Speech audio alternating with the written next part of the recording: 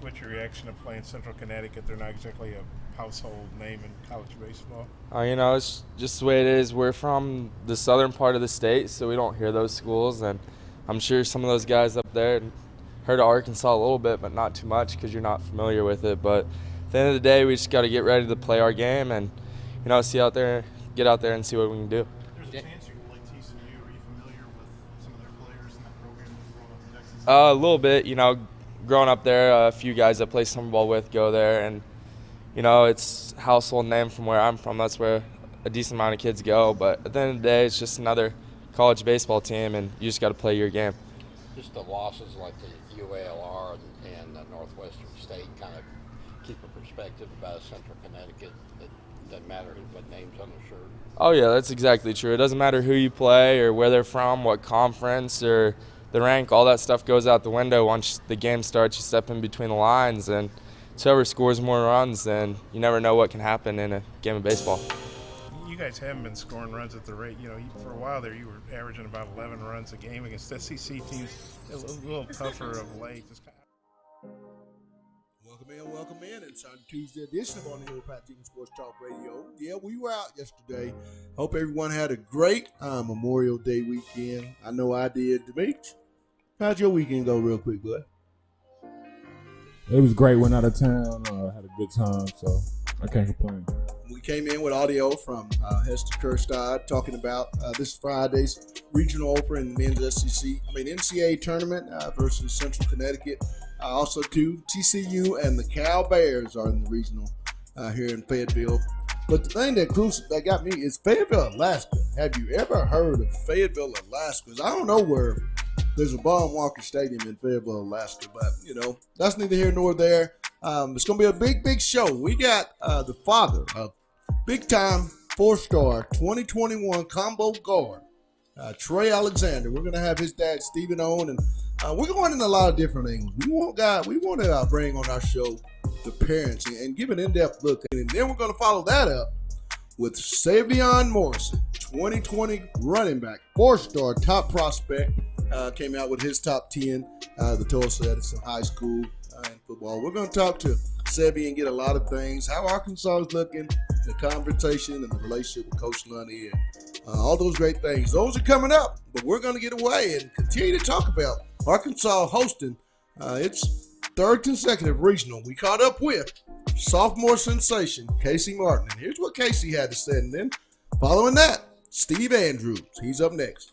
It's On the Hill with Pat Jenkins on KDSJ 479. Let's get it. I didn't figure you did. None of us did either. What's your initial reaction to playing a team from the Northeast you really don't know much about? You just got to show them play. Probably won't look too much into it. At the end of the day, you just got to show them play. That's how it goes. Doesn't matter who you're playing. Kind of the losses like the UALR, Northwestern State, kind of a reminder that it doesn't matter who's on the shirt. Exactly. It doesn't matter. It's baseball. Sometimes the ball hop's a little funny, as I've been told growing up, and that's just a prime example. Doesn't matter how good you are, how bad you are. You can go in and beat any team. This team's from the Northeast Conference. I had to look that up. But they were from the same conference as Bryant, who they actually beat in their conference tournament. Bryant, I think it was 2014 or somewhere in there, beat Arkansas in an NCAA regional over in Kansas State. Hearing stuff like that, does that help you make sure not to overlook a team like this? Oh, yeah, absolutely. We've done that plenty of times this year, and we paid for it. So, it's causing us to press a little bit. So I think we just need to just relax at the plate, see a little bit more pitches, and then I think we'll be good. Yep. Do you feel like fatigue played a role at all in the loss of that last 3 weeks? I don't want to make any excuses for us just because we didn't hit. That might have been. Maybe. We were on the road for a little bit, 2 weeks maybe. But then again, you still got to show up every day.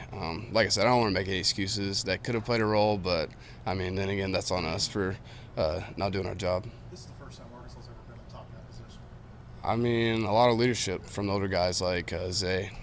He's came in and he has helped these younger guys, play to the best of their ability on the field. He kind of makes them feel like family, which I think helps a lot because it definitely helped me out a lot with the older guys like Shaddy and Biggers and all them. But I think leadership plays a big role in these last 2 years as a team. Yeah, Trevor never played first base until this season, and he's the All SEC, not just the All SEC second team first baseman. He's the All Defensive first baseman, and he's obviously not a huge, tallest target over there. What is he surprised you? He has. I mean, that dude just competes, man. He just wants to play, as you can tell. It doesn't matter where you play him. And I think he's done an outstanding job, and he's done outstanding things for this program so far. So we're just happy to have him. What do you think's made him such a good first baseman? Just accepting his role and coming into this team knowing that he might not play the middle where he's always played. And I mean, we were excited. We were excited. A little surprised who was in there. 1 to 2 p.m. and you know, Arkansas is making a lot of headway in collegiate basketball with the new hire of Eric Musselman. I don't think there's any for a lot of the effects of the Chris Crutchfield effect, and we're starting over a few weeks ago off for Trey following the Made Hoops. A few weeks, guys, as far as Arkansas goes going forward. Oh, well, yeah, we're very, very, very familiar with the Crutchfield family. Spent a lot of time with them due to their son played with the 17U Griffin with my son last year. So gave us a little bit of time to not really just so much communicate with the family, but just watch, you know, and see how Coach Crutchfield carried himself with his son, him being a coach. And I also coach my son and watch how, you know, how they communicate and him being able to relate to our relationship, being able to relate to Trey, of course, because his son has been in that type of relationship with him, being able to relate to Trey and kind of help him a little bit with the ins and outs of, you know, parenting and coaching at the same time, and how to separate the two. You know, it's difficult sometimes being that I am Trey's, you know, the person that's been training him since he was younger. So, and trying to play dad at the same time could be a difficult thing, but Coach Crutchfield's always helped me with that, you know, as far as with our communication on that level. So, you know, like I say, the comfortability with him and his family has grown, you know, throughout, you know, our relationship, getting to know them. And that's the main thing when you're dealing with these coaches, to me, is being familiar with who you're dealing with. So that's important. Now, Chris had a great situation there as the associate head coach over at OU, you know, making the move from there to Arkansas, you know, for Coach Musselman. You know, when as a parent, you know, when you look at stuff like that, you know, with such high respect you have for Chris, going over to Coach Musselman's staff, you know, with that, with the staff that Coach Musselman started to put together, how have you looked at that? You know, those guys that, you know, guys like coming out of the Lakers organization. You know, right. How much does that play into, you know, because he's a junior, he's got, you know, 2 years of basketball still ahead of him, Steve. How will you guys sift through all that? Right. Well, you know, the main thing is to get, like I say, get familiar with the staff as a whole. It's a great start to have somebody like Coach Crutchfield, but we plan on taking the process with Arkansas very seriously. Trey loves the school. He's familiar with the school. You guys have had kids out there from Oklahoma before. So we're very familiar with the Razorbacks and the history that they have.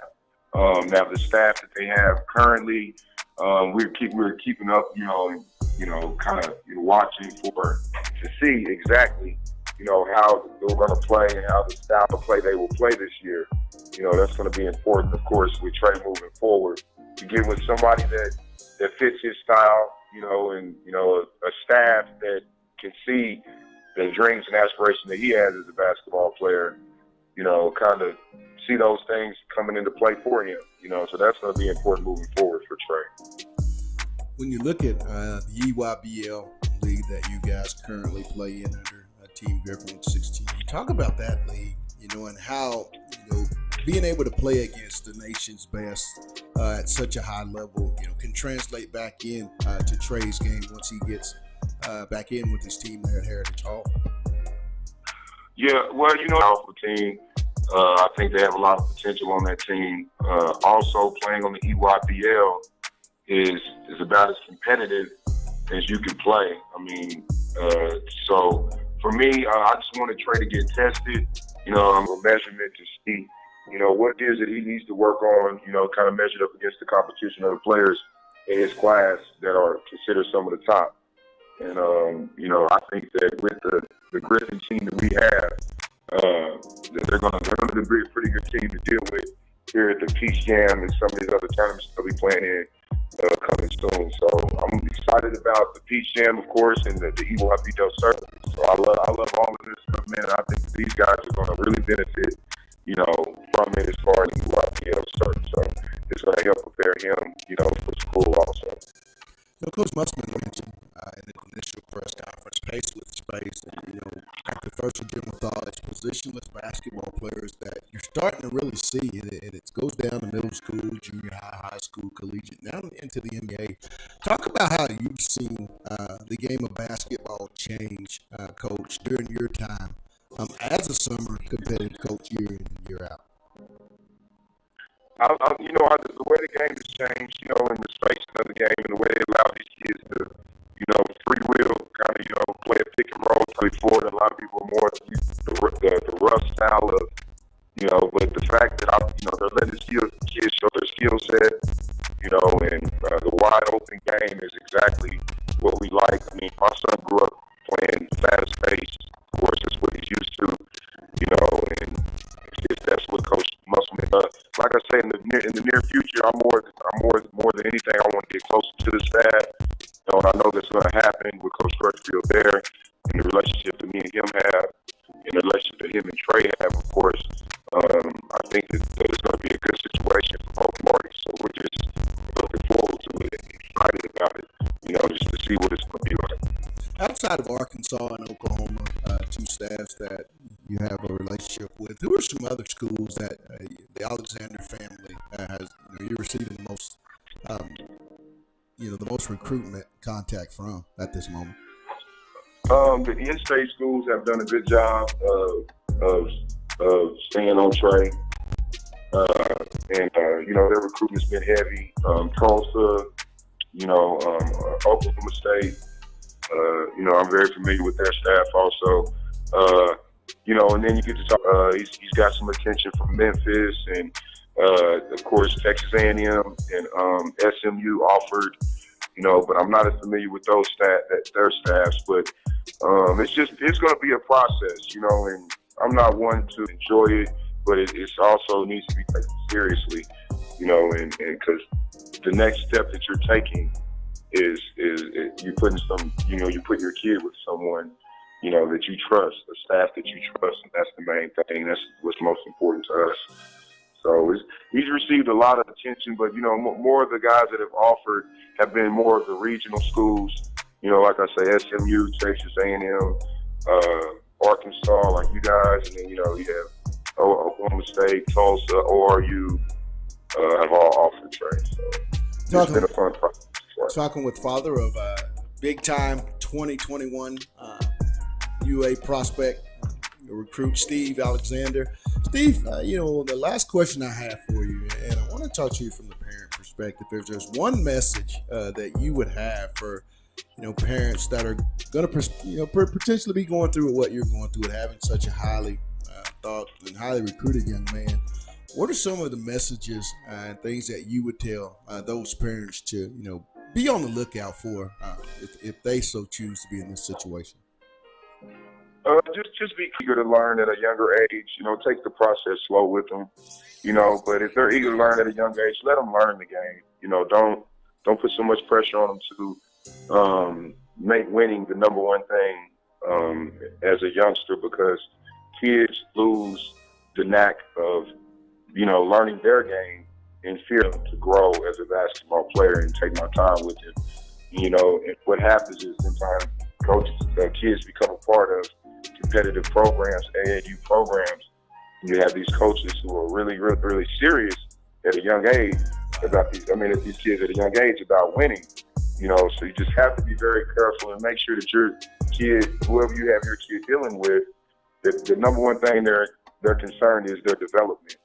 And that was number one for Trey and me. I just always wanted him to develop first, and then, we start taking it more serious and we get on the EYBL and you start to look for more competition. But you have to know and have confidence in what your game is before you can move out there far. Well, miss a little piece of the journey with you on this this road called recruiting. But as always, we'll be talking soon, and thanks for taking time out here on the Hill.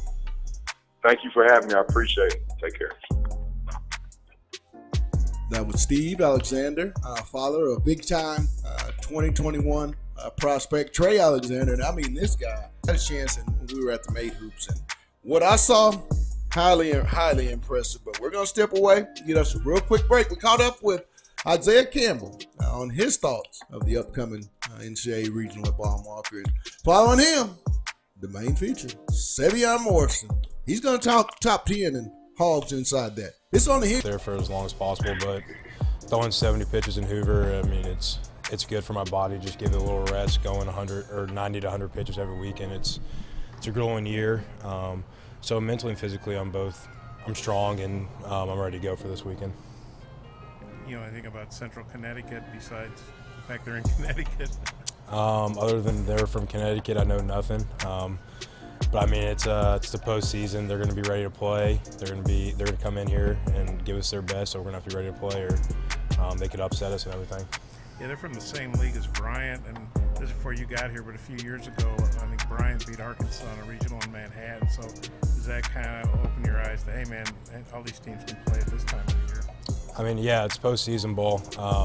You can throw records out of the. You can throw records out. It doesn't matter what conference, where the team's from. It's postseason ball. It takes one good game to beat somebody, and they're going to be ready to play, and we're going to be ready to play. So it's going to be a good game on Friday. You know, last year you went in and you were the number 3 guy. Now you're the unquestioned number 1 guy. How does that change? I mean, how does that change your feeling and mindset and approach and everything? It doesn't change anything for me. If I was starting game 3 of a regional or I'm starting game 1 of a regional, I'm going to take it just like I would take any other game. I'm going to just come in, get ready, get my mind focused, and just be ready to go if it's Friday or Saturday. Do you feel like you learned anything watching Blaine last year, how he approached those opening game starts? Yeah, I mean, you learn a lot from a guy who goes 14-0 in a year. Obviously, he did something right last year to go 14-0, and just something I learned from Blaine last year was how competitive he was. He might not have his best stuff. I mean, he didn't have his best stuff a lot last year, but he grinded the coach mid-year. But I always kind of say that Coach Hobbs is kind of just a younger version of Coach Johnson. They have the same philosophy of weighted balls, pre-throw, post-throw type stuff. So, I mean, it was a pretty easy transition. The only thing different was just kind of how they their mentality. Coach Johnson is more like straightforward and getting after you, and Coach Hobbs is a little more laid back, so that's about the only difference. Welcome back. It's our Tuesday edition of On the Hill with Pat Cheek and Sports. Our sponsors, Lindsay and Associates, the Baymont Hotel, Locomotion, and Corey Beck's Custom Painting. But on to the main thing. Arkansas and Coach Morris is trying to get a lot of diamonds to be a part of the diamond game, but no, there's not a bigger diamond than what they're trying to. Welcome back to OTH, my man. Say what? Oh, Pat. What's going on, my man? Nothing much, man. Just getting out of team camp. Just chilling right now. You came out yesterday, Sebby, with those particular 10 that made you want to really spend the rest of your time, concentrating on that group. The most thing that stood out about my top 10 was probably that all the schools in my top 10 is like family, like they show a family vibe, so they automatically have to go in there. That's what I'm looking for. You didn't have any in-state schools, no Oklahoma, no Oklahoma State. Is there a particular reason why that is? Are you looking to get out of state, or I mean, what's going on with that? I mean, I want to get out of state, but the bad thing is they just have an offer. OSU or OU. Sebby, how has the recruiting process been? I know you and I talked a few months back, and you were just now, getting in to universities, really knowing about who Sevion Morrison was, the running back, about your play on the football field. But how has the recruiting process been to this point? The recruiting process, it was like when it was going on when it first started, it was honestly a blast. It was just like every day an offer, and you just feeling like it's like a different feeling. You probably got to be in my shoes to feel it, but it was a good feeling. But it's kind of slowing down. It's a good thing. So senior season around the corner. That's what I really need to focus on. Not too much focus on recruiting process as much, but it was fun. It was a blast. I continue to see, social media and just the recruiting, material that schools send out to you. Arkansas seems to send out something each and every month, and you always seem to comment on that. How big is that, Sevion, in the recruiting process for schools to try to stick out by how some of the stuff they do?